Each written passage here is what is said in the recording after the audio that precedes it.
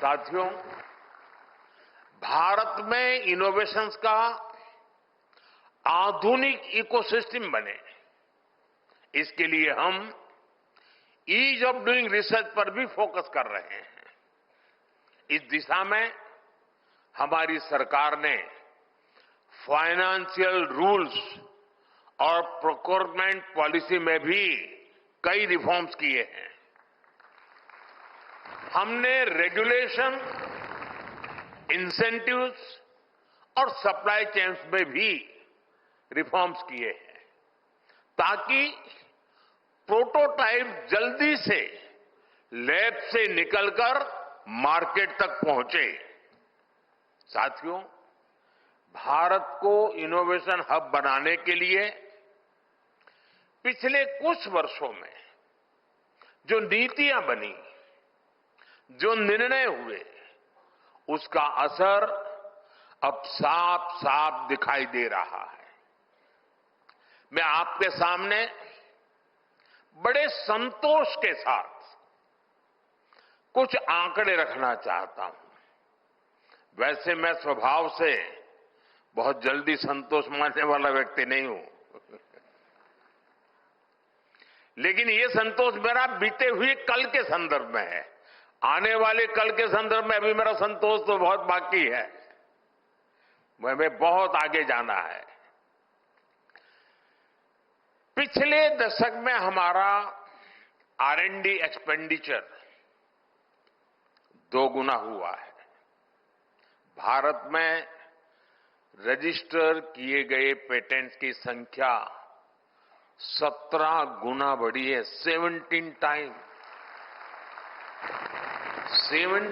Times का increase. Startup में भी भारत अब दुनिया का तीसरा सबसे बड़ा स्टार्टअप इकोसिस्टम बन गया है। हमारे 6000 से अधिक डीप टेक स्टार्टअप्स आज क्लीन एनर्जी, एडवांस मटेरियल्स जैसे क्षेत्रों में काम कर रहे हैं।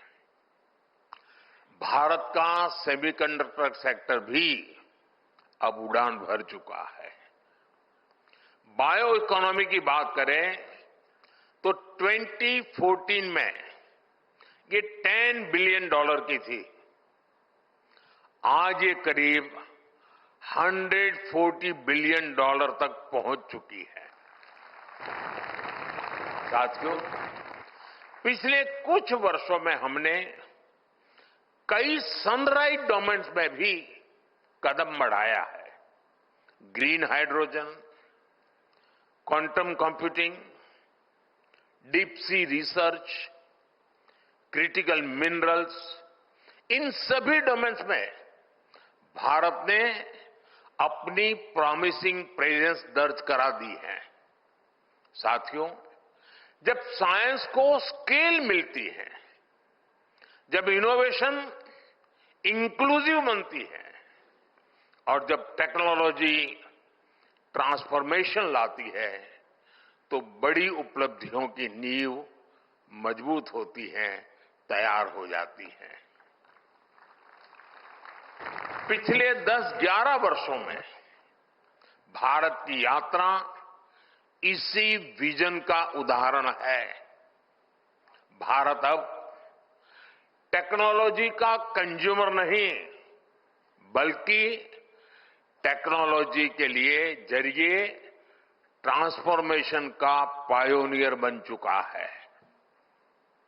कोविड के दौरान हमने रिकॉर्ड समय में स्वदेशी वैक्सीन विकसित की। हमने दुनिया का सबसे बड़ा वैक्सीनेशन प्रोग्राम चलाया। साथियों, इतने मेहनत स्केल पर पॉलिसीज और प्रोग्राम्स को सक्सेसफुली इंप्लीमेंट करना, ये कैसे पॉसिबल होता है? ये पॉसिबल हुआ क्योंकि आज दुनिया का सबसे पहला और सबसे सफल डिजिटल पब्लिक इंफ्रास्ट्रक्चर अगर किसी के पास है तो उस देश का नाम है हिंदुस्तान।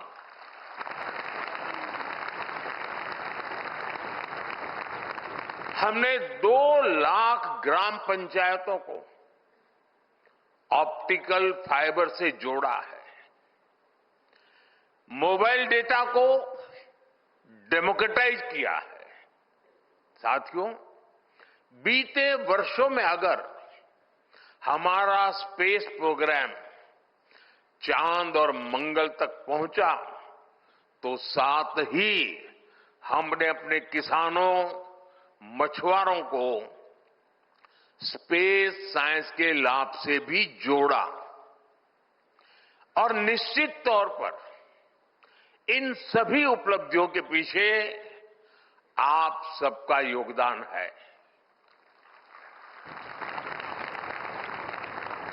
साथियों, इनोवेशन जब इंक्लूसिव होती है तो उसके प्रमुख बेनिफिशियरी ही उसके लीडर्स भी बन जाते हैं।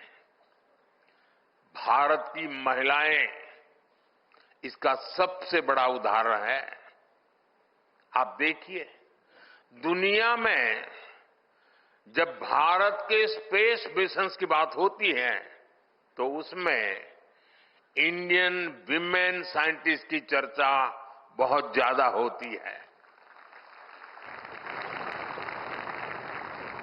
पेटेंट फाइलिंग में भी भारत में महिलाओं द्वारा सालाना फील्ड पेटेंट्स की संख्या 1 दशक पहले 100 से भी कम थी।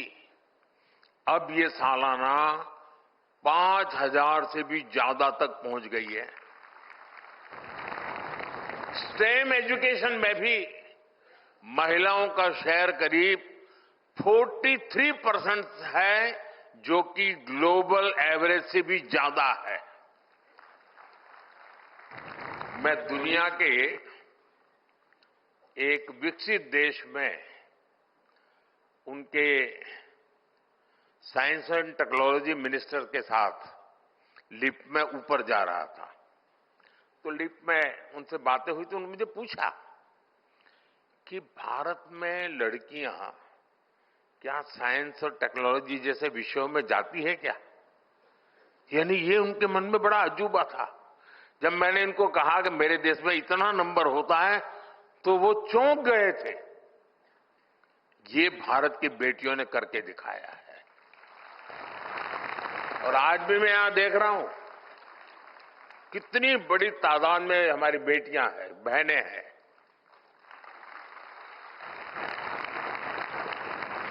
ये आंकड़े हमें बताते हैं कि भारत में साइंस एंड टेक्नोलॉजी के क्षेत्र में महिलाएं कितनी तेजी से आगे बढ़ रही हैं।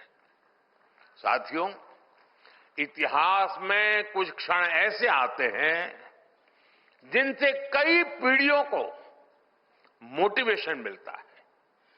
कुछ साल पहले हमारे बच्चों ने चंद्रयान का सफर देखा, उसकी सफलता भी देखी और सफलता साइंस के प्रति जबरदस्त तरीके से उनको आकर्षित करने के लिए कारण आई, अवसर बन गई।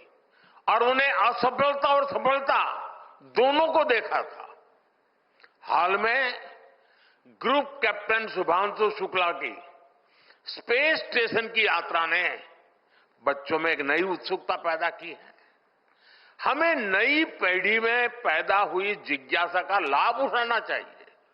साथियों, हम जितने ज्यादा ब्राइट यंगस्टर्स को साइंस, टेक्नोलॉजी और इनोवेशन की दिशा में ले जा सके उतना ही बेहतर होगा। इसी सोच के साथ देश भर में लगभग 10,000 अटल टिंकरिंग लैब बनाई गई हैं। इनमें 1 करोड़ से ज्यादा बच्चे क्यूरियोसिटी और क्रिएटिविटी के साथ एक्सपेरिमेंट कर रहे हैं और आपको ये जानकर खुशी होगी, इन लैब्स की सफलता को देखते हुए हम 25,000 नई अटल टिंकरिंग लैब भी बनाने जा रहे हैं। पिछले कुछ वर्षों में देश में सैकड़ों नई यूनिवर्सिटी बनाई गई हैं। 7 नई IITs और 16 ट्रिपल IIT की अभी बनी चुकी है। नई एजुकेशन पॉलिसी में हमने ये भी सुनिश्चित किया है कि युवा अब साइंस और इंजीनियरिंग जैसे स्टेम कोर्स अपनी स्थानीय भाषा में कर सकेंगे।